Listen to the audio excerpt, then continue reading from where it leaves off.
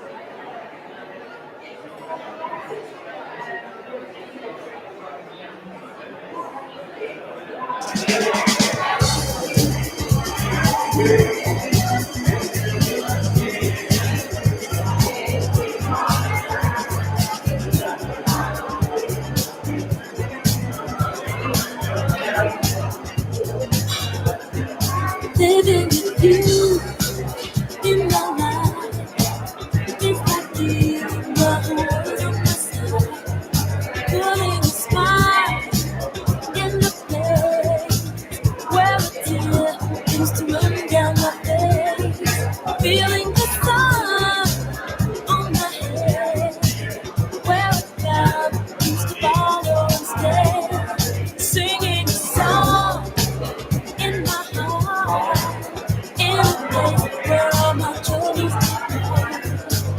If our dreams fall back on the ground, then we make them fly. Let the rain keep falling down, 'cause baby I'm high. I think we'll fly down our feet together. Oh, yeah. Love is so high, stay this way forever. Oh, you in my life is like being alone. Putting a smile in the place where a tear used to run down. If our dreams fall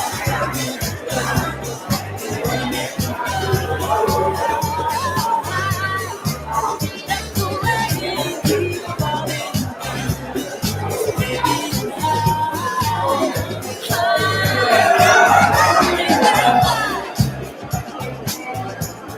Now that we're together, oh yeah, love is so high, stay this way forever. Oh yeah,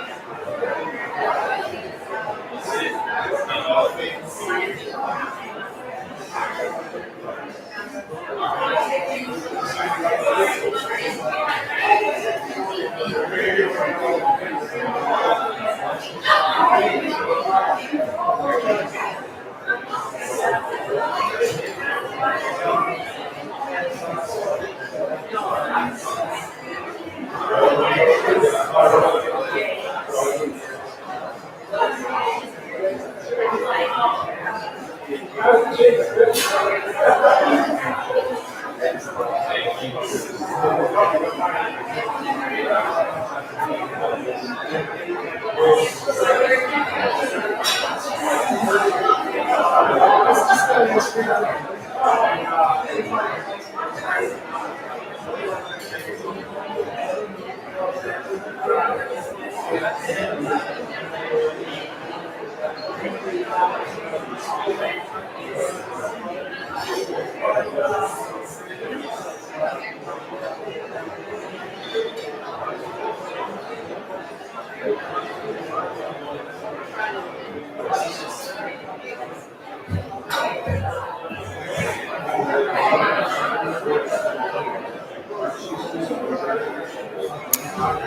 evening, everyone. All the excitement is happening down here, so prize yourself away from the bar. It will be still serving later, but down here is where all the action's going to be. Come down this way. Come closer. You know you want to.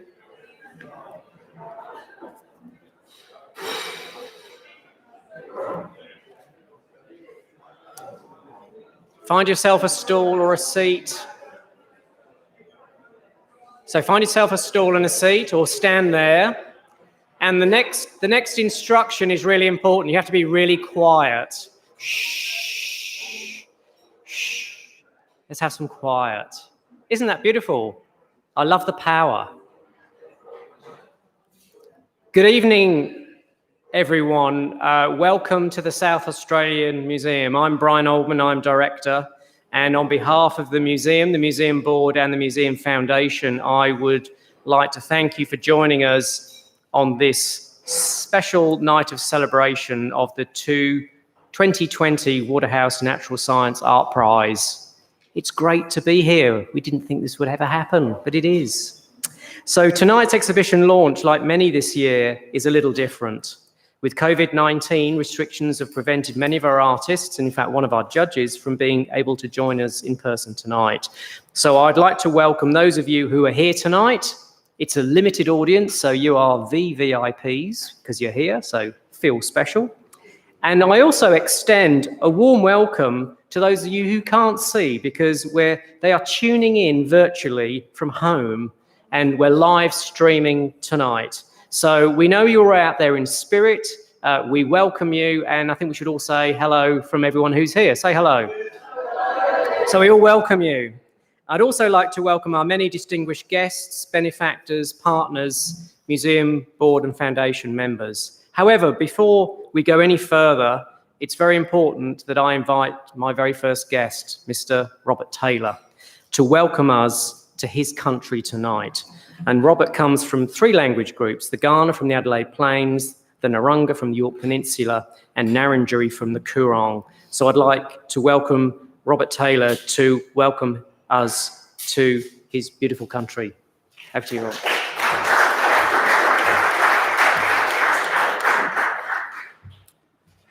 Nyanki namiena, namani, mani nabudni, nalukuyata, tanda nyanga, gada wirapari, gana yata.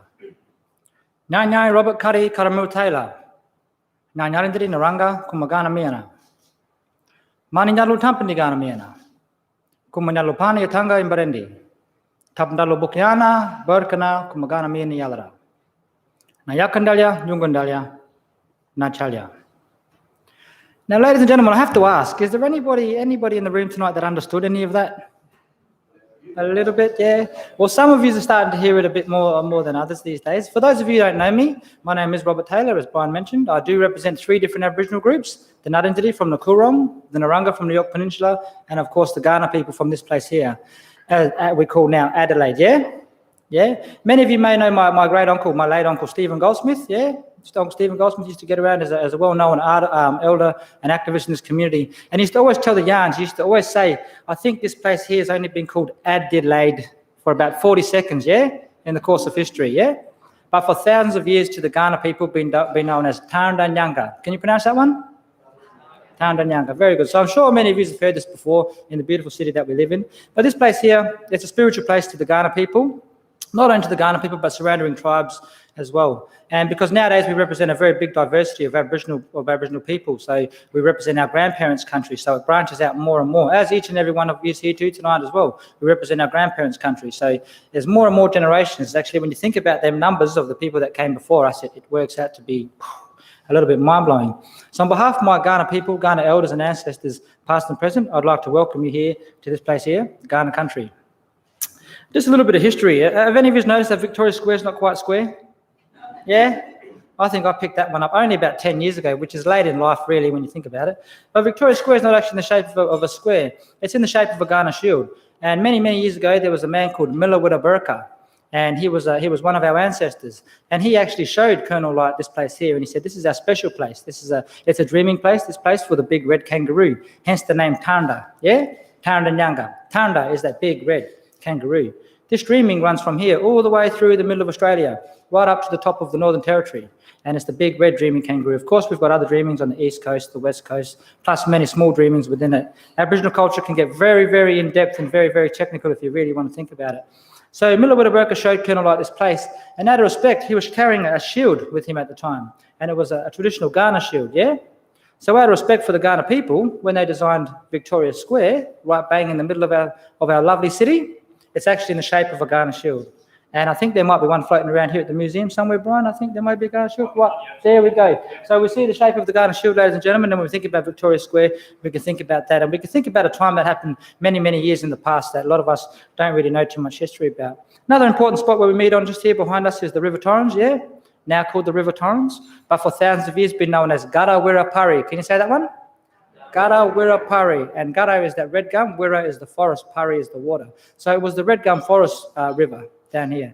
Many years ago, of course, that water was nice and clear and nice and fresh. So we used to have big ceremonies just down here near where Adelaide Oval is now, and there used to be a school just underneath a big tree that still stands there today, a traditional school many, many, many years ago for Aboriginal kids. I would like actually to sing a song. This is a blessing song where we call upon the good spirits of our ancestors to come here and join us.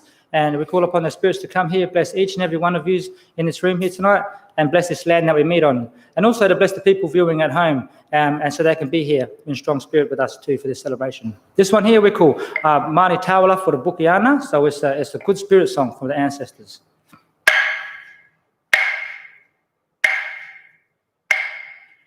Bukiana!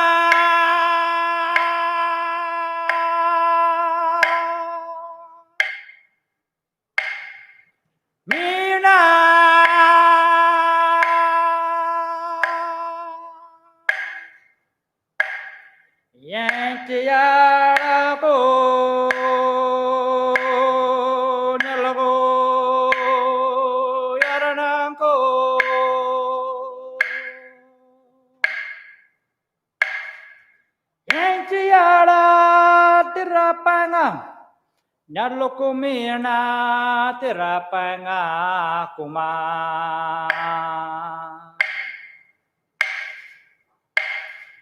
Bukiana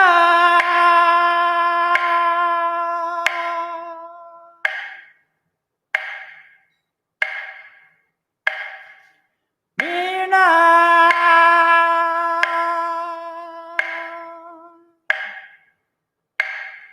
Yantiara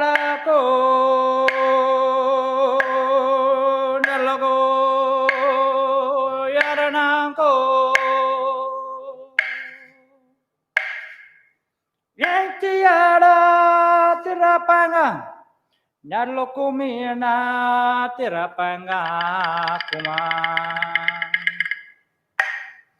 So it's very important. Traditionally, we dance, but also we sung many songs. So it's very important when we're not out here dancing today, just to give you that bit more of an edge from a spiritual level, that we call upon the good spirits of our ancestors to come here and bless each and every one of you.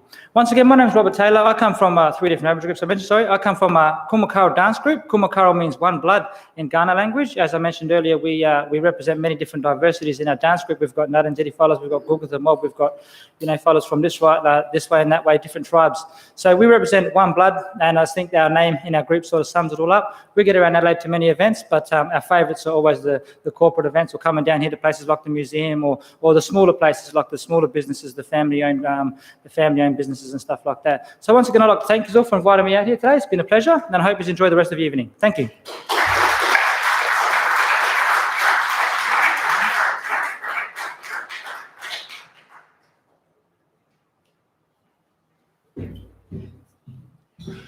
Thank you, Robert. Amazing. You get the wit, the humour, but you get the wisdom. So I'd really like to thank Robert for welcoming us to his beautiful country. So the 2020 Waterhouse Prize would not be possible without the generous support of our donors, corporate partners, and of course the state government. And I extend my sincere thanks to the Department of Energy and Mining, who are here this evening, Hill Smith Art Advisory, Finsbury Green, the Strand Gallery, Port Elliot, and the National Archive of Australia. And I would like to make a very special mention of the life partner and family of Dr. Wendy Wicks, who generously supported the prize in her memory as voted on by the people. It is, of course, the people's choice. Dr. Wendy Wicks Memoriam Prize. Thank you for your continuing support. I'd also like to acknowledge the dedication, patience, and necessarily humour of the judging panel this year. And we had a distinguished judging panel indeed. We had Dr. David Gamester, the Chief Executive of the Auckland War Memorial Museum, New Zealand, Margaret Hancock Davis, the Curatorial Director of the Jam Factory, and Professor Anton van den Hengel, Director of the Australian Institute for Machine Learning. So we had and myself actually. They were certainly a very authoritative and dignified judging panel. And because we're in these COVID times, very sadly, David Gamester from Auckland can't be here tonight. And in fact, he judged the Waterhouse virtually this year, which is we have a number of firsts this year. And that was certainly one of them, to be a virtual judge of the Waterhouse. So this year has been challenging and uncertain one for us all, and due to COVID-19, we took the decision to reschedule the exhibition and announcement from June 2020 to December. And we made that decision in March, not knowing actually what December would look like. And I was saying to some of you, it's just so wonderful that actually it's happened, and that you and we are all here tonight, and it's happening. And usually the Waterhouse comes to you in the winter, in June, when it's cold and wet. However, this year we do have to be fortunate in that we're finally be able to open the Waterhouse on a warm summer's night, and even with a bit of daylight still in the sky. So the Waterhouse Natural Science Art Prize, it is unique in the Australian cultural calendar. It provides the opportunity for artists to investigate the world around them and present their perspectives on natural science. It encourages artists to make a unique statement about what could be about the beauty of the natural world, or perhaps the scientific issues facing our planet, and to offer valuable platforms for them to contribute to things like the environmental debate. Anyway, that's enough from me. Now, for the moment I think you've all been waiting for, is to announce the winners. And the first winner that we'll be announcing is the Emerging Artist Prize, and that is supported by Hill Smith Art Advisory. So I'd like to welcome Margot Hill Smith to the stage. Welcome, Margot. And can I say, Hill Smith Art Advisory have been wonderful supporters of the emerging artist category for many, many years, and have made an incredible contribution, I think, to artists in South Australia and beyond. So it's now time to announce the winner. And it's a very, very exciting stage, is the Emerging Artist Award. And the judges had a difficult decision, but it actually was a unanimous decision on reflection. And I'm absolutely delighted to say that the winner of the Emerging Artist Prize of the 2020 Waterhouse Natural Science Art Prize is Rebecca McEwen with 4,000 Stories. Come to the stage, Rebecca.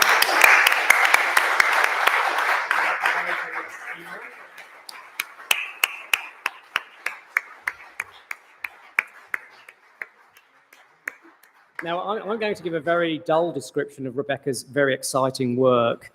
It's made from honey, glass, cork, metal, and pollen. And the judges said, in their wisdom, and I'm one of them, this is a remarkable work requiring considerable imagination and artifice to execute. It fills three-dimensional space with height, breadth, and shadow. At the heart of the artist's message is the crucial role the industry of bees plays in our environment, and contained therein is a loud call to action to all of us from the artist. Congratulations, Rebecca.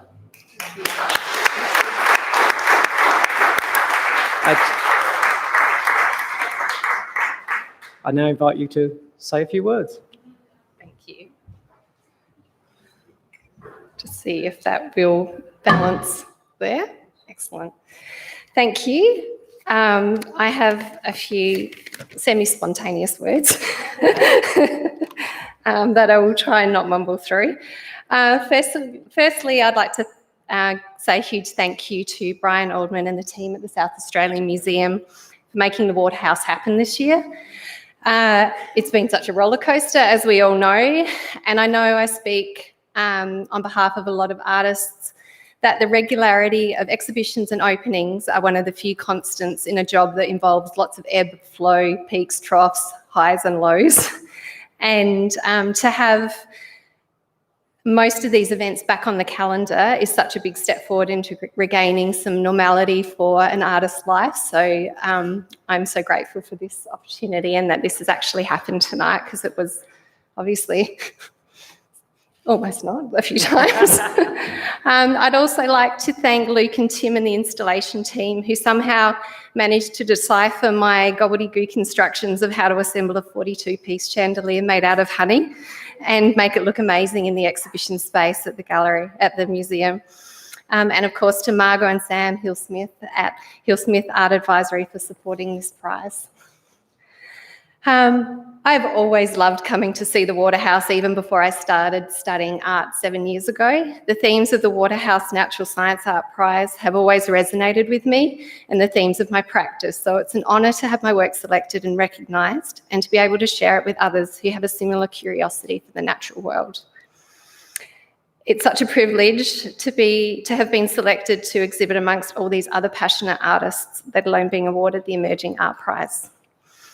Around 5 years ago, I began beekeeping in my backyard. This led me to read not only a stack of how-to guides of beekeeping, but also to start looking into the ancient stories and mythology and folklore of bees and the relationships humans have cultivated with them over centuries.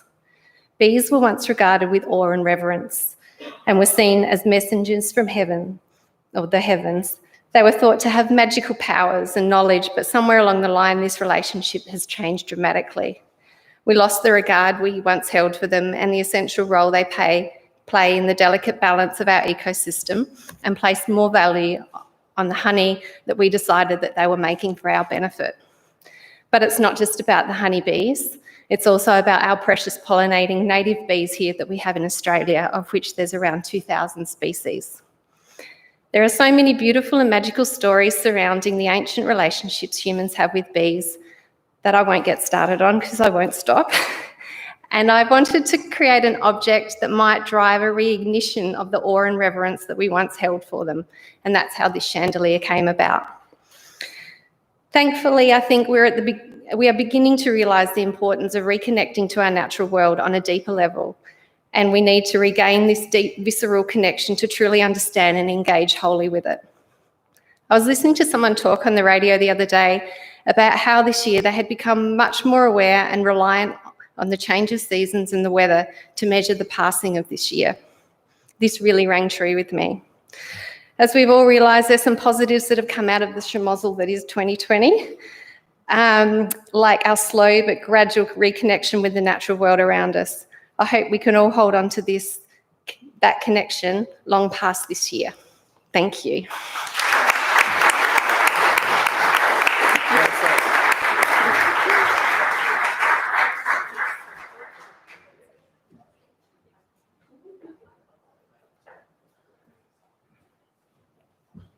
Many congratulations, Rebecca, and thank you so much for giving us all the insight into the inspiration for your work and your artistic practice. And who would have guessed a sculpture made of honey?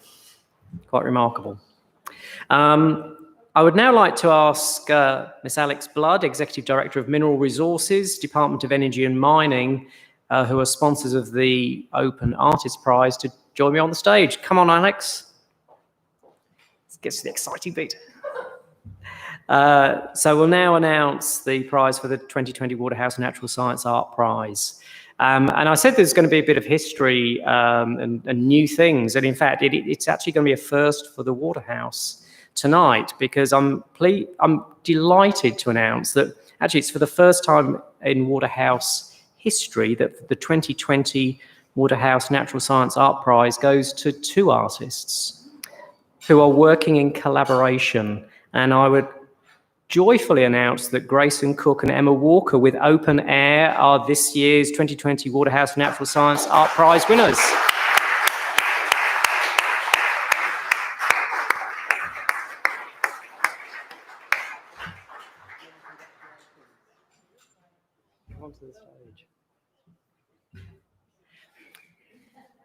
Now, the judges said their video work is a synthesis of the Australian landscape and artistic practice. Both are examined individually and then woven together in such a skillful way as to make it challenge to distinguish which is landscape and which is art. The images are then further bound together by a mesmerizing soundtrack. By bringing natural science and art together so seamlessly makes this a worthy winner of the Waterhouse Natural Science Art Prize 2020. Congratulations.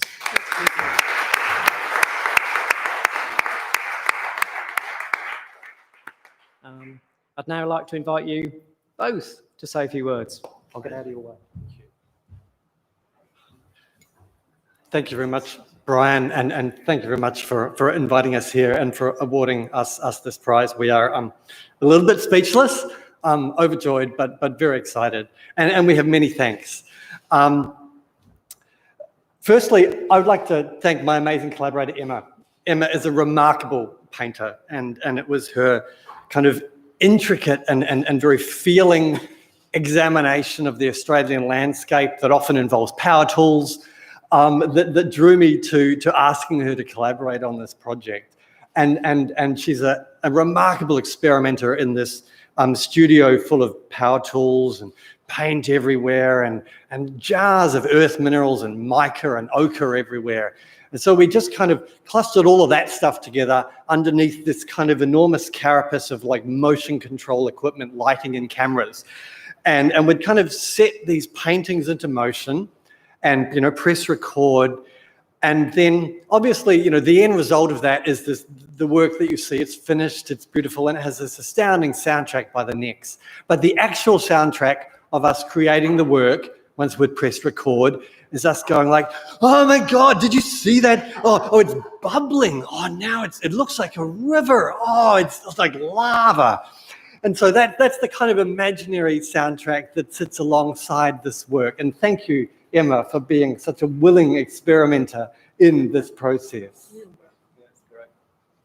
Hello, everybody, and it's really lovely to be here on this beautiful Ghana country. I haven't been here before, but I'm looking forward to having a little wander around.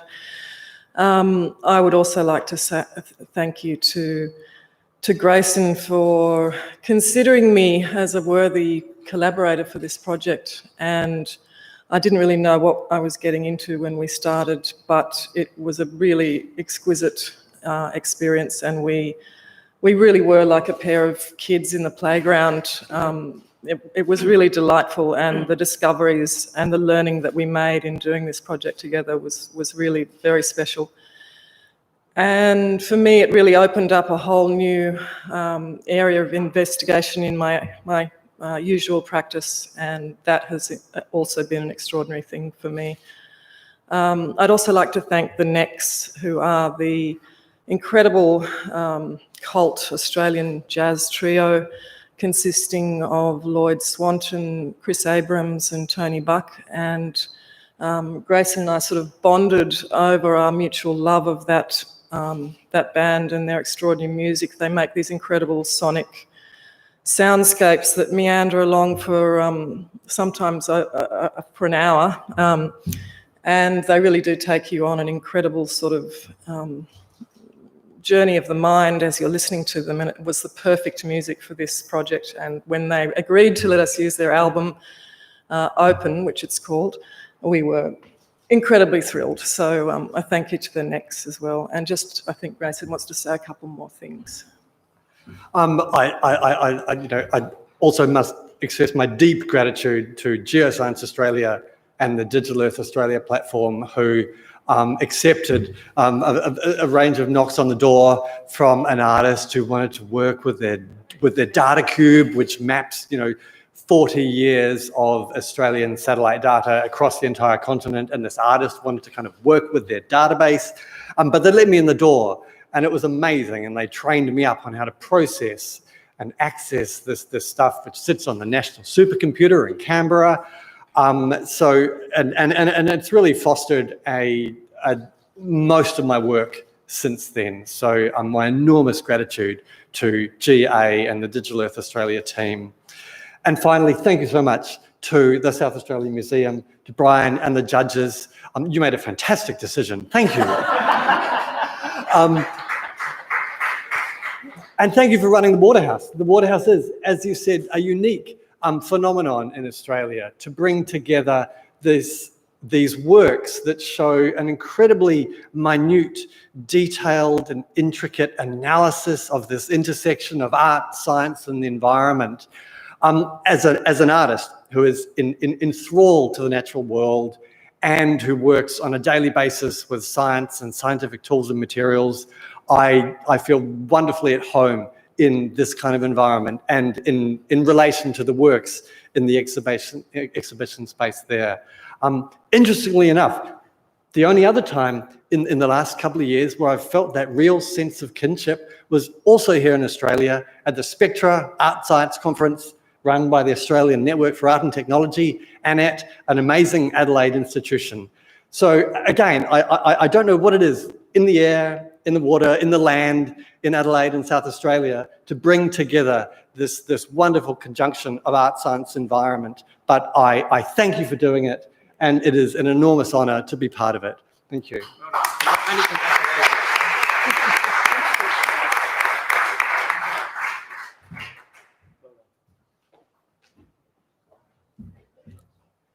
Well, how do you follow that, eh? Then they just discovered, Adelaide is just the best place in the world to be. We've all known that, but they're just discovering it, So congratulations to all our, I think, very worthy winners. And actually, I think what's exciting is they're sharing their artistic practice with us. And so not only do you get to see the great work, but you're actually hearing a lot about how they've produced it and why. And I think that's part of the magic of the Waterhouse and here this evening. So again, during the exhibition period, people will be able to make their own choice on the object that most significantly reflects the spirit of the Waterhouse Prize by voting in the People's Choice Wendy Wicks Memoriam Prize. And as we all know, the judges don't always get it right, but I know certainly one person thinks we did this year. So the Waterhouse Natural Science Art Prize exhibition will be open to the public from tomorrow and will be on display until the 8th of March. So tell your friends and come back often.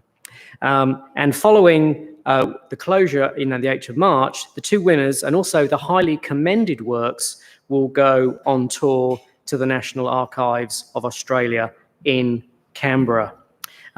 Also, before we close, I would actually like to say a really big shout out and thanks to the museum team who've actually made tonight possible.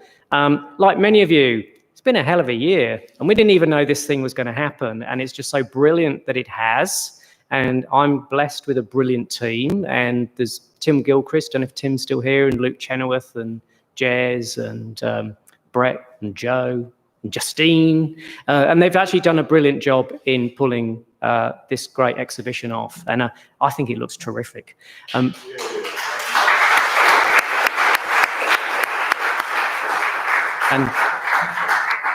I can say that because actually I've seen it. But lastly, of course, and you're all waiting for this bit, I'd like to remind you that all the artwork is for sale. And the proceeds go directly to benefit the artists. And can I say, I think artists have had a really tough year this year, so support them and support your museum as well, because a bit goes to the museum. So I really encourage you to show your support for the art community in what has been really a challenging year. Now, I do have museum staff, which will be visible around the exhibition, armed with red dots to secure the artwork that you wish to purchase. These red dots are incredibly heavy, so you're doing them a favour by relieving them of the burden of carrying these red dots. And finally, I'd also like to thank our event partners, Australian Hiring, Equip Vision and Sound, Naringa Wines, Ice Occasions, those beautiful ice blocks with the flowers. I'm also delighted to let you know that the catering tonight is from our very own South Australia Museum events and catering team. It's an in-house job. So on behalf of the museum, thank you for your support in 2020 and forward into 2021, which I hope will be a very different year. I wish you a very happy and safe seasonal break and new year. Enjoy the evening and treat yourself, buy yourself a work of art. Thank you.